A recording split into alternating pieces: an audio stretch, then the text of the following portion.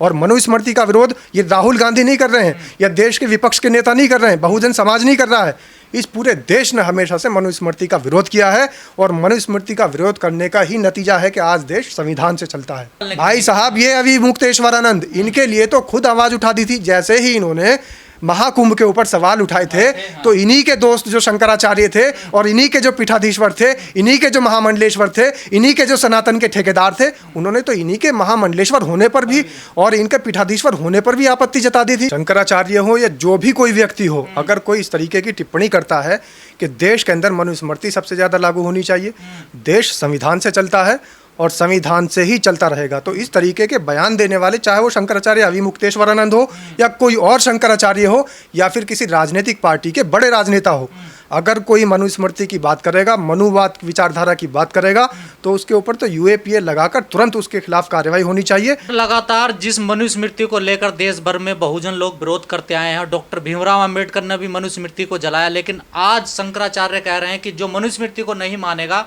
वो हिंदू नहीं है।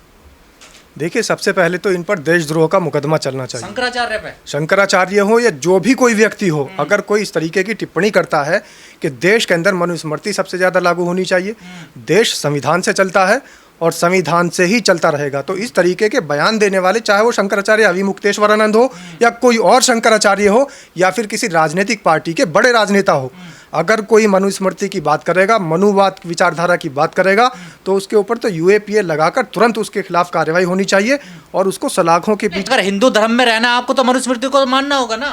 कौन से ग्रंथ में लिखा है कि मनुस्मृति को मानकर हिंदू होंगे? हिंदू धर्म के कौन से किताब? मनुस्मृति खुद ग्रंथ है, मैंने खुद उपनिषद पढ़ा है, मैंने खुद जो है चारों वेद पढ़ रखे हैं, यजुर्वेद पढ़ रखा है, सामवेद पढ़ रखा है, अथर्ववेद पढ़ रखा है।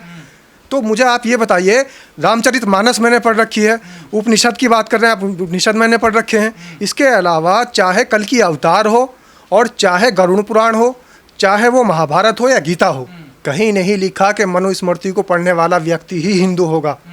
मनुस्मृति सिर्फ एक मंदगढ़ंत, एक ढकोसला है, फर्जी महाराजाओं को महाराजा बनाने के लिए गढ़ा हुआ एक ग्रंथ है, इसके अलावा कुछ भी नहीं है।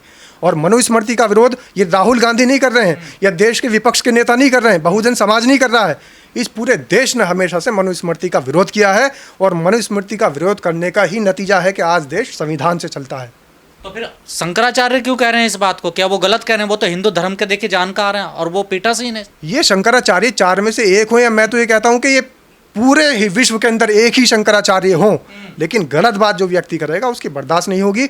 रही बात ब्राह्मणवाद की, ब्राह्मणवाद चाहे कांग्रेस ही क्यों ना करे, पहले जो है राहुल गांधी भी तिलक लगाकर और मंदिर मंदिर जाते थे, वोट जनेऊ दिखाते थे।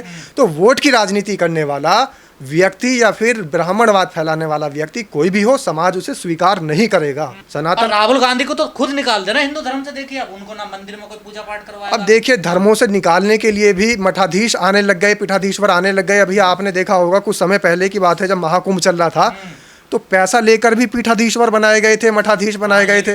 तो फिर जब महामंडलेश्वर पैसा देकर बन सकता है, पीठाधीश्वर फर्जी बन सकता है, और ये जो आप बता रहे हैं शंकराचार्य, इनकी उपाधि फर्जी मिल सकती है, तो किसका क्या भरोसा है? और एक बात और ध्यान रखिए, धर्म संसद में ये प्रस्ताव पास हुआ राहुल गांधी को निकालने का। भाई साहब, ये अविमुक्तेश्वरानंद, इनके लिए तो खुद आवाज उठा दी थी। जैसे ही इन्होंने महाकुंभ के ऊपर सवाल उठाए थे, तो इन्हीं के दोस्त जो शंकराचार्य थे, और इन्हीं के जो पीठाधीश्वर थे, इन्हीं के जो महामंडलेश्वर थे, इन्हीं के जो सनातन के ठेकेदार थे, उन्होंने तो इन्हीं के महामंडलेश्वर होने पर भी और इनके पीठाधीश्वर होने पर भी आपत्ति जता दी थी, और ये बताया था कि इन्होंने जो दीक्षा ली है वो कहीं ना कहीं धांधली के तहत दीक्षा ली है। इनके गुरु उस समय नहीं थे, उस गुरु के ना होने के समय में इन्होंने दीक्षा ली है। तो ऐसे पीठाधीश्वर पे जिस पे सवाल उठ रहे हो, ऐसे अविमुक्तेश्वरानंद पे जिस पे पहले से सवाल उठ रहे हो, उन्हीं के लोग सवाल उठा रहे हो, उन्हीं के धर्म के लोग सवाल उठा रहे हो, और उन्हीं की जो टीम के लोग हैं, उन्हीं के जो महामंडलेश्वर हैं, वो सवाल उठा रहे हो, तो उनकी बात का क्या भरोसा कि वो सच बोल रहे हैं या झूठ बोल रहे हैं? किताब का इतना विरोध होता हुआ और इतनी बेकार किताब मानी जाती हो, तो उसको बार बार क्यों याद करते हैं लोग? सबसे पहले पीछे क्यों जाना चाहते हैं? सबसे पहले तो जो व्यक्ति मनुस्मृति की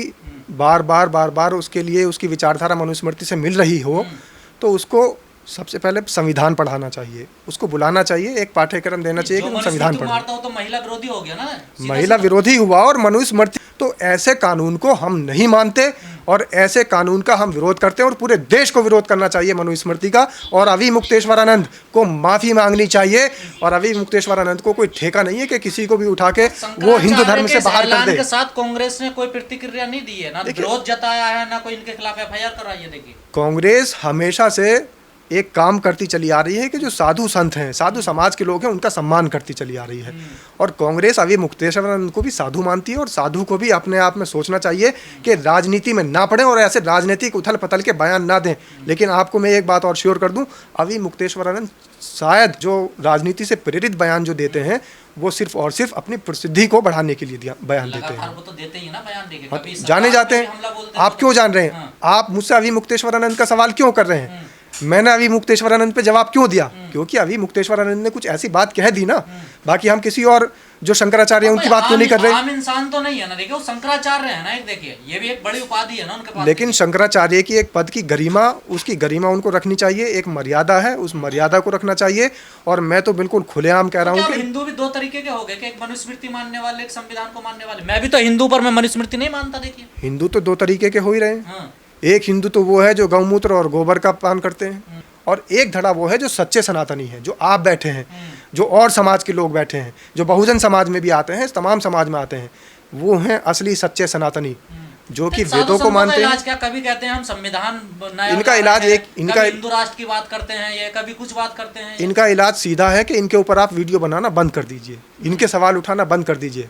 हमारा दायित्व बन जाता है जब आप सवाल करते हैं उसका जवाब देना, लेकिन आप इन पर सवाल करेंगे, इनकी परिस्थिति, इनकी मानसिकता ही ये है कि ये सुर्खियों में बने रहने के लिए इस तरीके की बयानबाजी करते हैं। और जिस राहुल गांधी पर ये सवाल उठा रहे हैं, कल तक तो उनकी प्रशंसा कर रहे थे जब महाकुंभ चल रहा था, तब तक तो मनमोहन सिंह की भी प्रशंसा कर रहे थे, तब तक तो आजम खां की भी प्रशंसा कर रहे थे। यही अभी मुक्तेश्वरानंद थे नहीं, इन्हीं का मुख था, यही शंकराचार्य थे।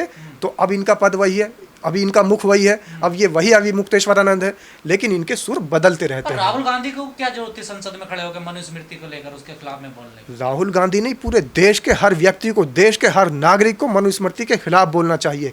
जितना हमारे दिलों के अंदर संविधान की गरिमा होनी चाहिए, उतना ही हमारे अंदर मनुस्मृति का विरोध होना चाहिए। नहीं, अभी तक तो जो खासकर बहुजन लोग वो बोलते थे। तो इसलिए जहां समता मूलक शासन नहीं हो सकता, जहां समान अधिकार की बात हो नहीं सकती, जहां संविधान की बात नहीं हो सकती, संविधान को तार तार करने की बात हो, ऐसे चाहे जितने ग्रंथ आ जाएं वो मान्य नहीं होंगे। जब चल रही है तब मनुस्मृति पे इतना जोर दिया जा रहा, तो कुछ तो अच्छा होगा ना उसमें, इसलिए तो कह रहे हैं साधु संत की मनुस्मृति को मानिए। हाँ, तो अच्छा है। तो एक समाज के लिए जिन्होंने ये कहा कि ब्रह्मा के मुख से कौन पैदा हुए? ब्राह्मण। भुजाओं से क्षत्रिय हुए, पैरों से कौन पैदा हुए? शूद्र। तो जब एक व्यक्ति और एक समाज सिर्फ ये अपने आप को जताने में लगा हुआ हो कि हमारा समाज सबसे ऊपर है, हमारा समाज जो भगवान ब्रह्मा है उनके मुख से पैदा हुआ, हमारा समाज ब्रह्मा के जो है भुजाओं से पैदा हुआ, हमारा समाज ब्रह्माओं की नाभि से पैदा हुआ, लेकिन जो बहुजन समाज है, जो असली मूल निवासी है, वो चरणों से पैदा हुआ है। तो ये जताने वाला व्यक्ति तो मनुस्मृति को मानेगा ही और मनुस्मृति की बात करेगा ही। इसका विरोध तो मोहन भागवत भी कर चुके हैं। देखिए, तो मोहन भागवत का स्टैंड कभी क्लियर नहीं रहता। मोहन भागवत का तो वो तो मुसलमानों की भी तारीफ कर चुके हैं। क्या आपको लगता है कि आरएसएस के लोग मुसलमानों से ज़्यादा मोहब्बत रखते हैं? क्या आपको लगता है कि मुसलमानों का विरोध आरएसएस नहीं कर रहा है?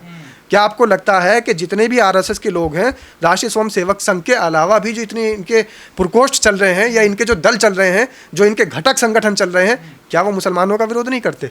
उन्होंने तो ये भी कहा था कि मुसलमान जो है हमारे देश का हिस्सा है और सेक्युलर रहना चाहिए। सबका डीएनए एक है। तो कहाँ सेक्युलर है?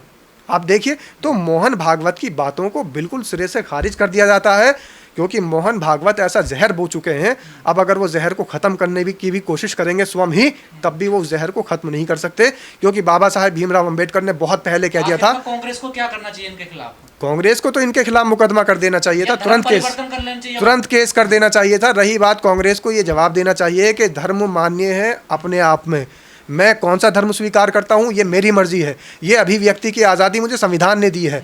अभिव्यक्ति के साथ साथ अपने धर्मों को मानने की आज़ादी आर्टिकल 25, आर्टिकल 26, आर्टिकल 30 से मिली है कि मैं अपने धर्म को मानूंगा, मैं अपने धर्म पर चलूंगा, मुझे पूरा अधिकार है। हमारे देश के कानून ने, हमारे देश के संविधान ने ये अधिकार दिया है।